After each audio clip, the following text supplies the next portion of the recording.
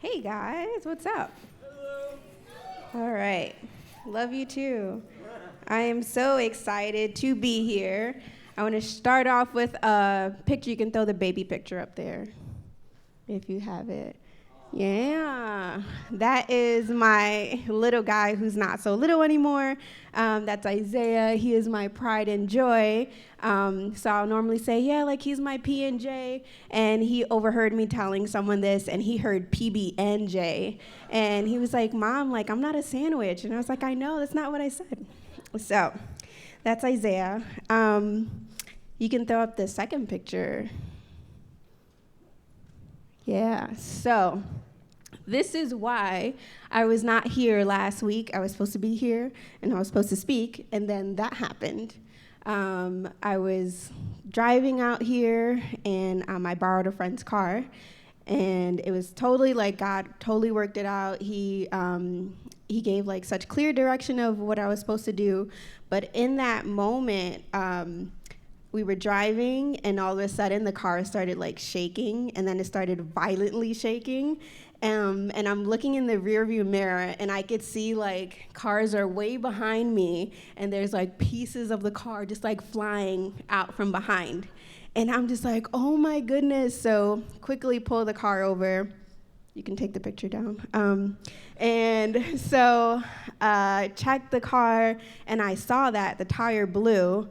And in that moment, I was like, oh my goodness, like really, Lord, like this was how God worked it out. It was such a blessing. And then this happened. So immediately, like when that happened, the enemy was just like, God didn't really bless you. You don't have good friends. What did you do wrong? Just like all this negativity. And I was just like, wait a minute, enemy, shut up. Like God is so good. And even in this situation, he was amazing.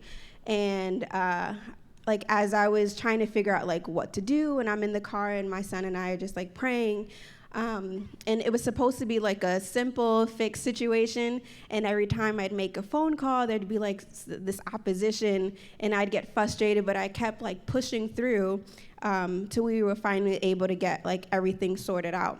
So as I reflected on the situation later on that evening, my mom prayed over my son and I, and as like we were praying, and through the tears, she said, Lord, had you taken Ashley and Isaiah home, I know where they would be right now. And she said that statement, and it made me think God's hand was really over us in that entire situation. This sort of thing happens to people all the time, and I think the statistic is like 400 deaths happen from a situation like that, 78,000 injuries from a situation like that happening. And when it happened to us, there was hardly any cars because they saw like what was going on. And we were able to just pull over. It was during the daylight, so there was no chance of us getting hit. No one was injured.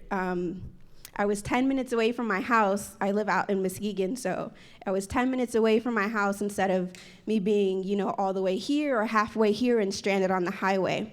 So I just began to see the favor of God even in a difficult situation.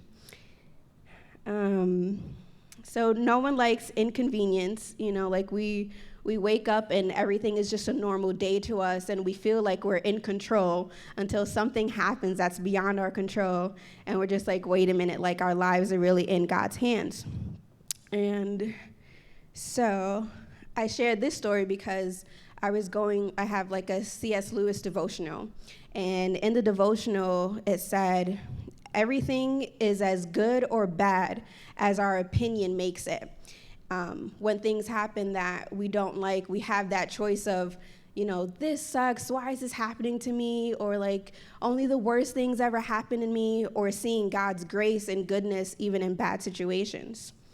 And I just saw like just the keeping power of the Lord in that situation, because God was like, it's not their time yet. I have a purpose and a plan for my life and my son's life. So that was really cool.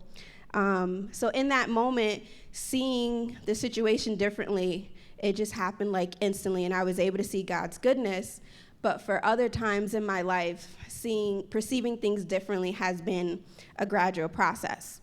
And I remember being in the Discipleship Program, And God is just growing me and growing the whole group in different areas. And there was one area that was just always like really prickly for me, and I didn't want to deal with it. And God is he's so gentle, he's so loving and kind, and he doesn't push us to deal with things until we're ready. And I remember one day he brought it up again, and I was like, God, I don't want to talk about this. And he was just like, why don't you want to talk about this? And I just started telling him, like, I'm fearful, like this, talking about this, it makes me emotional, it makes me fearful, and I don't want to deal with it. And he was like, so why are you fearful? What makes you afraid? And as I'm talking to him, I started just telling him some of the things that I was scared that would happen with this situation. And he started walking me through all the possible scenarios of what could happen. So, okay, you're scared of this. What does that look like? What does this look like? What does that look like? And as he walked me through every situation, and he said, and where am I in all this? And I was like, God, you're still here. You're still good. I'm still covered. Your plan for my life still continues because no power in hell or no darkness could ever stop what you put in motion. And so as he walked me through each of those scenarios, that fear was turned into peace. And I was able to not have anxiety over the situation.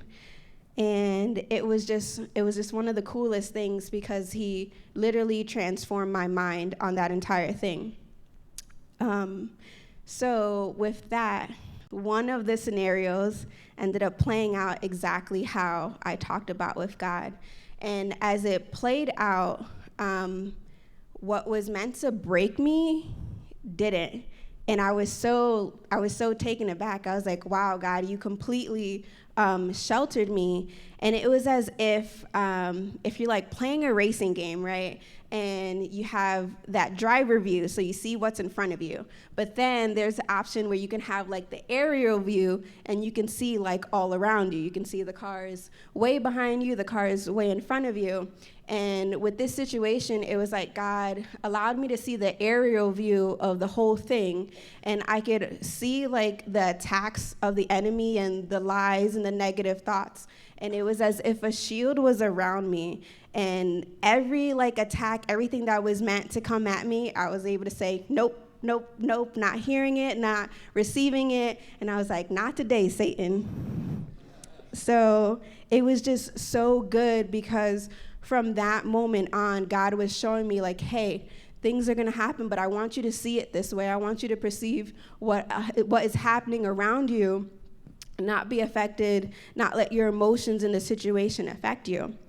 And this was like really interesting to me because when we go through things, we often feel alone, right? Like we feel like no one understands us and we can't talk to people.